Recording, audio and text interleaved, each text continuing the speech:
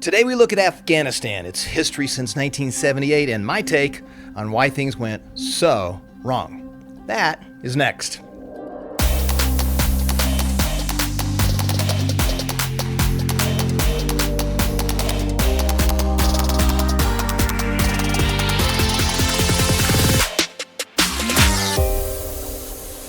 Hey, welcome back to the Farah Show Culture Shift. Today, we'll look at Afghanistan from three perspectives. First, the idea of full engagement for the purpose of nation building. Second, the strategy of disengagement. And finally, limited engagement for the purpose of containment over the long haul. Before we dive in, let me just say that though there were unforced errors on the debacle of the withdrawal, it is my sincere hope that all efforts to remedy the mistakes will succeed. God be with him. Okay, let's talk about Afghanistan and why the world just got a lot more dangerous. Afghanistan's a landlocked country. They have 39 million people. It's bordered by Pakistan to the east and to the south, and Iran to the west, and Turkmenistan, Uzbekistan, and Tajikistan to the north, and China to the northeast. It has a history of turmoil. We'll start with 1978. Back in the 70s, Russia was much larger, and it was called the USSR, or the Soviets. And they had an expansive nation-building strategy with the goal of forcing communism upon their subjects. At the time, the Soviets backed a coup in Afghanistan and put Mohammad Taraki in charge of the communist government. But it only took a year for another coup where a Muslim leader ousted the Soviet puppet. So the Soviets invaded Afghanistan with their own military might, and they murdered the Muslim leader. The Soviets put their own KGB guy in charge of Afghanistan. So 3 coups from 1978 to the end of 1979. But even though the Soviets had way more military power, they had a dickens of a time with those Muslim guerrillas. The Muslims launched a jihad, or a holy war, against the Soviets. They were considered the foreign atheists. At that time, the U.S. was the sworn enemy of the USSR, and this became a proxy war. The U.S. decided to help the Muslim guerrillas in Afghanistan. It probably doesn't seem possible, but it's true. In fact, the United States got Britain, China, and several Muslim nations to join in support of the Muslim guerrillas.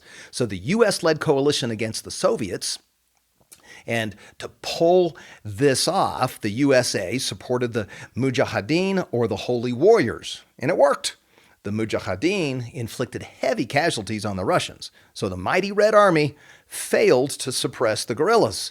And when they started to add up the cost of the war, and they decided after 10 short years that this powerful USR that invaded Afghanistan would have to leave with their tail between their legs. It's funny how nation building doesn't work so well. The United States joined with Pakistan to have the Soviets sign an agreement where the Soviets agreed to withdraw all their military forces from Afghanistan. So what did the U.S. have to give up to get the Soviets to sign this agreement?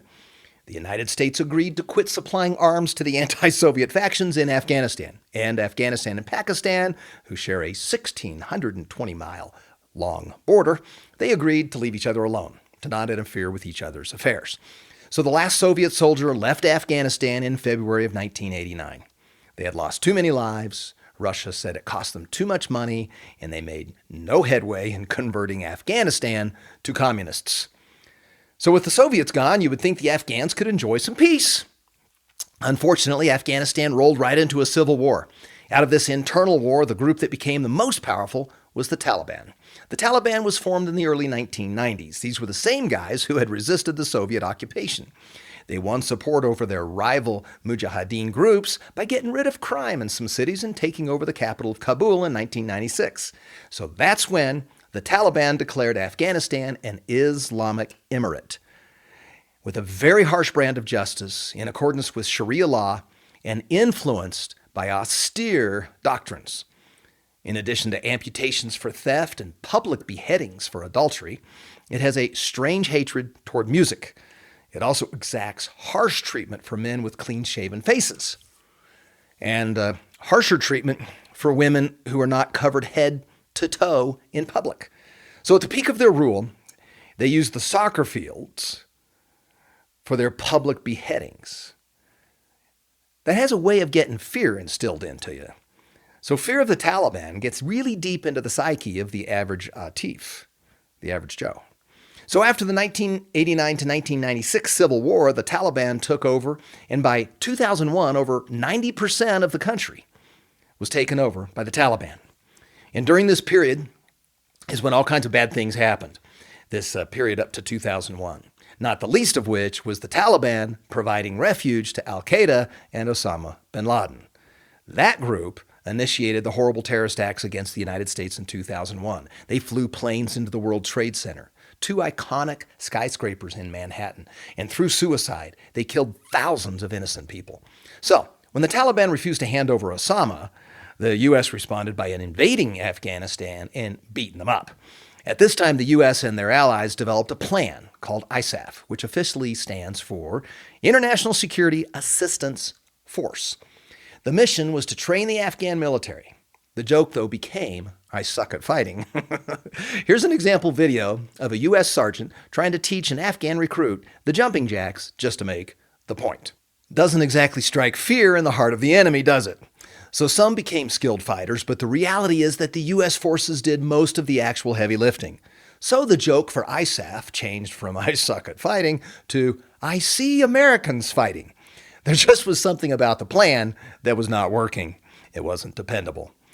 It wasn't a total failure, but the origin of the plan for ISAF did not come from soldiers or generals or commanders on the ground. It was derived from a multinational committee of bureaucrats. They sat around a conference table thousands of miles away to plan frontline efforts that they really knew very little about. So how did the plan gain so much credibility? Well, they brought in the mujahideen, the warlords, to sign off on the deal. And these were the same warlords that were heavily engaged in Afghan civil war in the 1990s. These guys happily signed off on the deal. Why not? They could siphon untold millions to keep themselves in power and undermine U.S. strategy at the same time. Some commander-level people believe that ISAF is a very misguided program that was developed by bureaucrats who think their academic smarts qualifies them for something that really you can only get by having on-the-ground military savvy. It's true, though. Whenever bureaucrats write the policy with no personal impact to themselves, and whenever politicians set the rules of engagement, it has the potential to waste billions of dollars, and, in this case, have a huge cost in human life.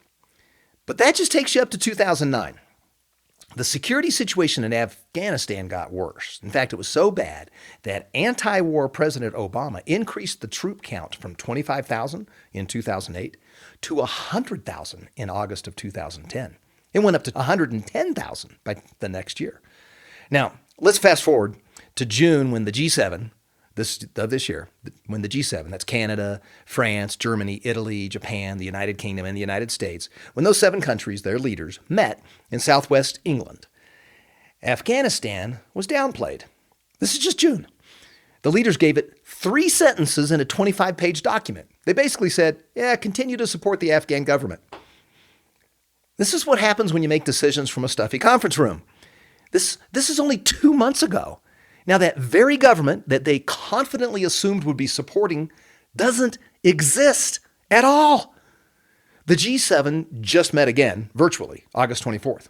The other 6 leaders and the head of the UN, the head of NATO, the head of the European Commission, all joined forces to try to convince President Biden to extend the arbitrary self-imposed deadline of August 31st. Biden wouldn't budge. He had his reasons.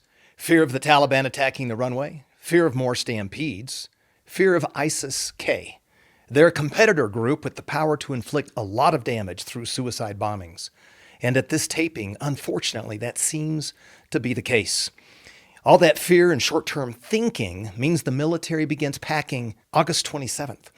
The U.S. will remove everything it can, including 500 Afghan commandos who are on our side. And though thousands have been evacuated, at least 1,000, and maybe many more, Americans still remain trapped. Estimates on the interpreters, the drivers, the guards, and all those that won't be rescued exceed 50,000.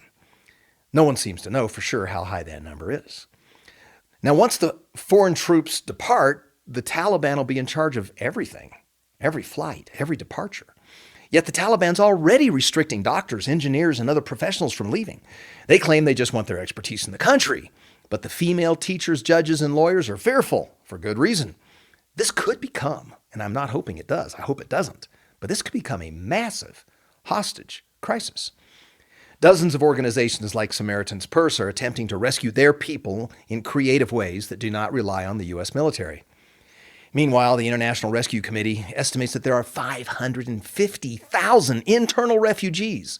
Those are people that are coming from just the outlying areas in Afghanistan to Kabul. And the clock is ticking.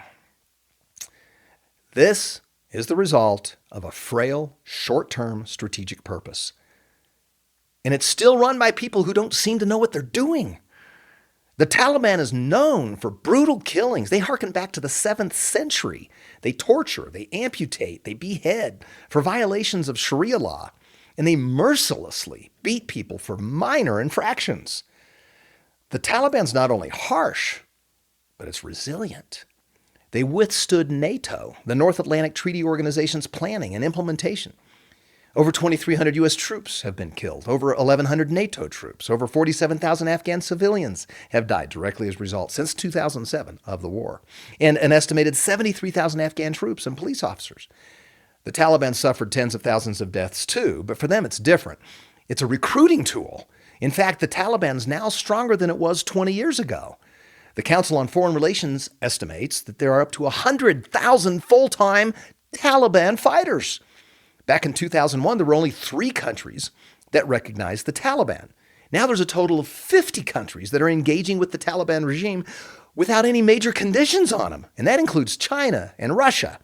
So, the U.S. and the rest of the G7 used to be able to create their own agenda, set the table, set the pace. And that was just a few weeks ago.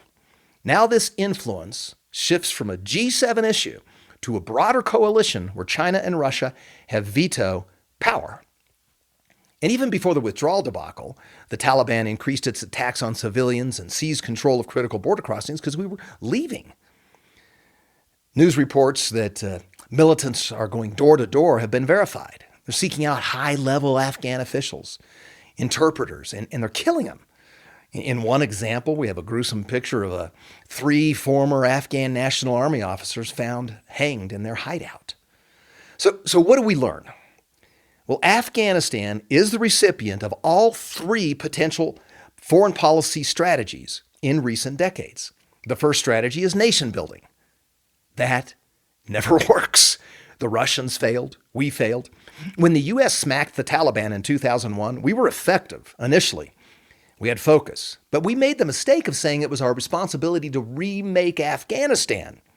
Secretary of State Colin Powell and National Security Advisor Condoleezza Rice made it clear that the strategy was to reshape the country so that we didn't have to keep coming back to beat up the Taliban. Well, that communicates our short-term mindset, and it results in overreach that never ends up well. You don't just pop in, change everyone's mind, and leave. The second strategy is disengagement. That's the current prevailing view. It's politically easy to explain. Why in the world are we over in a foreign land in the first place? It's also naive, and it ignores recent history. Afghanistan was the recipient of disengagement from 1996 to 2001. We were asleep at the wheel when we were attacked on 9/11, but we knew the Taliban and al-Qaeda were free to plan and execute horrible things by themselves, isolated. Ignoring the problem did not make it go away. The third strategy is effective, limited engagement for the purpose of containment over the long haul. It's a nuanced strategy that's subject to ridicule by politicians and the media. It's not nation building, and it's also not disengagement. It's not running, isolating, and pretending the problem of evil sanctuaries don't exist, and it's not an arrogant belief that you can fix everything. Limited engagement takes leadership. The case has to be made by the commander-in-chief. It'd be simple to do so. You know, we already have over 800 military bases in over 70 countries. We already are involved in effective but limited engagement for the purpose of containment over the long haul. In a landlocked country with neighbors like Pakistan and China and Iran, and where we already enjoy the sunk cost of a world-class airbase, it's foolish to think we'll be better off abandoning it. Limited engagement is focused and effective. In this instance, it measures and monitors what's required to maintain a lethal force that makes it hard for the Taliban and al-Qaeda to develop munitions and strategic planning capabilities. That strategy requires armed assault periodically. But if we allow the commanders on the ground to shape the tactics, the surgical strikes are usually all we need once we're established. as we were just a few months ago. The Taliban was biding their time in neighboring Pakistan because they knew the U.S. commitment was temporary. What would have happened if there was no U.S. and allies exit plan? It would make it hard for the enemy to gain solid footing. He may always be lurking around the corner, but when you're close to him, you know what he's up to, and you can more easily defeat him. And it's much less expensive than not being there at all. Disengagement allows the enemy to develop bad plans in the dark. In fact, in Afghanistan, the heavy infrastructure costs are already behind us. I mean, the go-forward annual maintenance costs would be less than our involvement in South Korea or Japan. Nation building doesn't work because you can't really remake a country.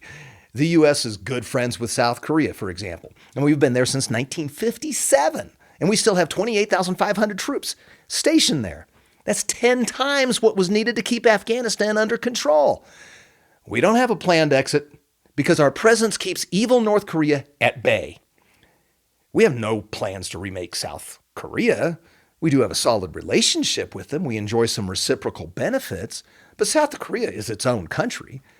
We have limited our involvement to military things volitionally. The U.S. rebuilt Japan in 3 phases from the end of World War II until 1952. But we didn't convert the Japanese people to Christianity. We didn't remake their culture. By the time the terms of 1952 treaty came along, we were pretty good friends. And we were much more concerned about the Soviets than Japan. That treaty allows the U.S. to keep bases of operations in Japan permanently. We still have 55,000 troops stationed in Japan. We have no plans to exit. We've been there for almost 70 years. If we had conveyed to the world long-term commitment in Afghanistan, we would have established the foundation of a positive influence for peace. This would enable tactical improvements year over year, and it would weaken the enemy's resolve. But we gave them certainty that we would abandon ship. The idea of disengagement is appealing, but it's flawed. The idea of nation building is arrogant, but it's flawed too.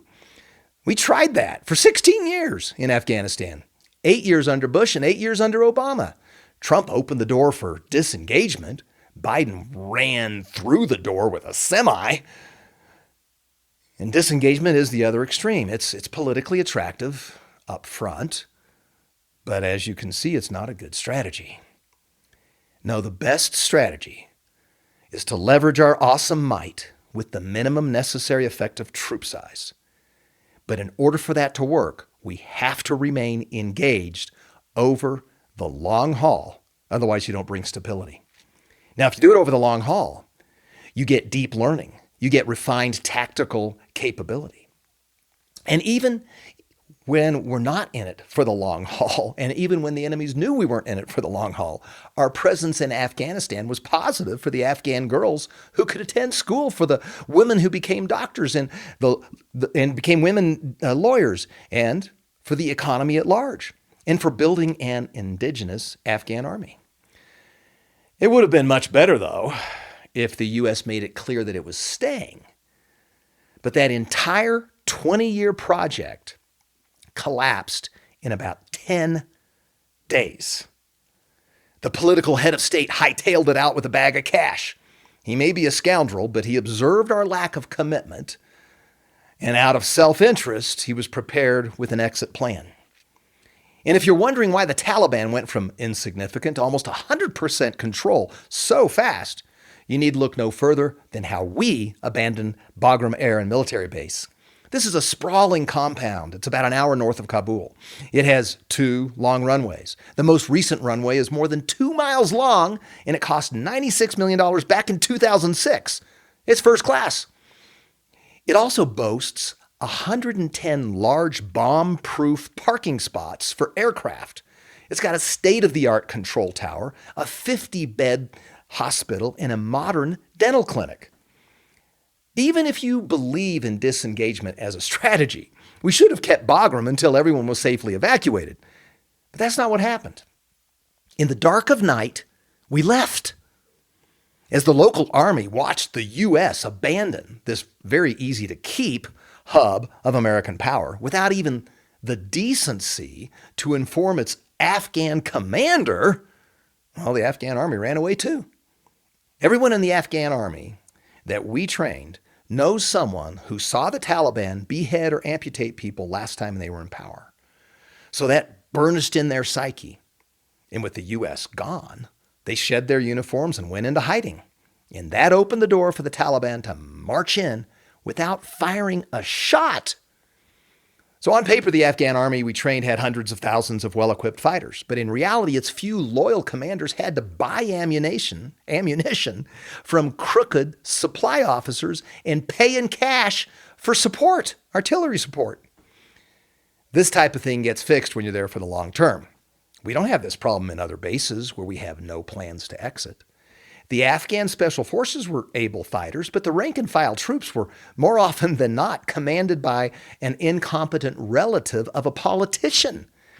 Because of our lack of long-term mindset, we had abdicated our role in requiring controls. Soldiers went unpaid as officials pilfered military budgets. Citizens stayed loyal to their families and their clans, not to a corrupt government that was more likely to shake them down than help them out. The problem with our short-term mindset, run by bureaucrats, is that we did not fix this type of tribal mindset in the one area we could. We could have insisted on proper controls with all things military indefinitely. That doesn't convert the Afghan people to a different religion or force them to adopt a different culture. Yet we had the moral authority, and I believe the responsibility, to bring order and control over military spending. But that would have required the will to remain. And over time, as we found in the other bases, that alone does have some derivative positive impact on culture. The disengagement fans claim it was an endless war. That's really not the right way to look at it.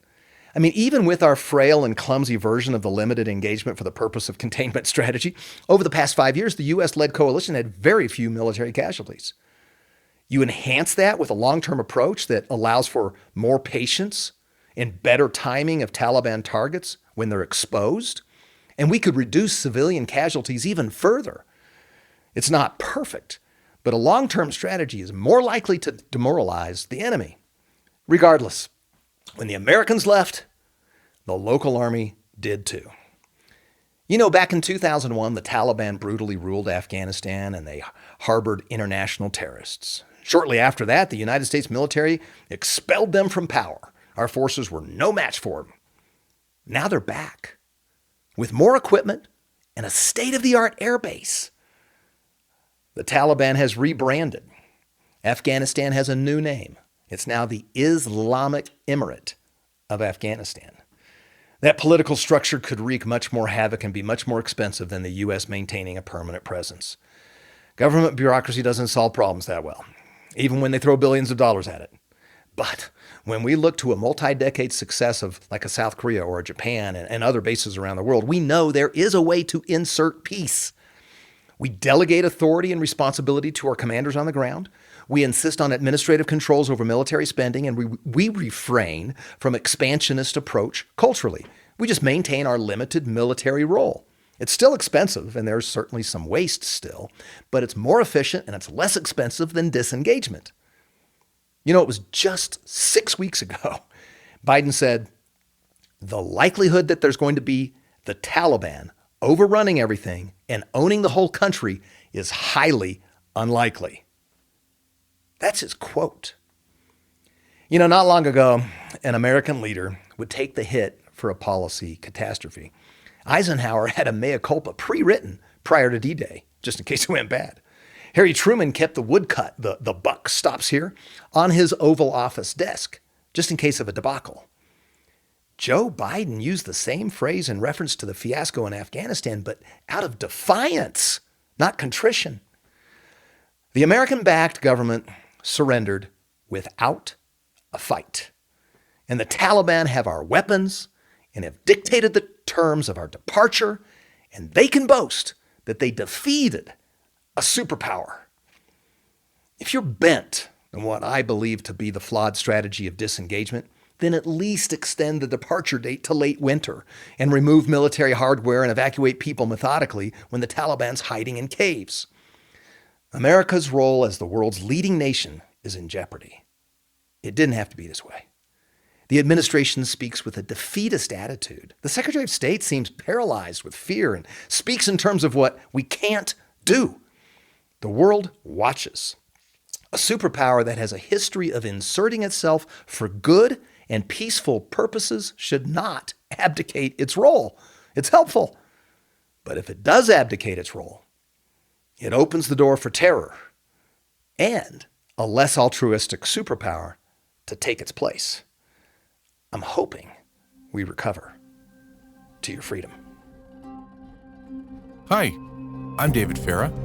Thank you for listening to my dad's podcast, The Barry Farah Show, Culture Shift. Click subscribe now to be sure you don't miss an episode.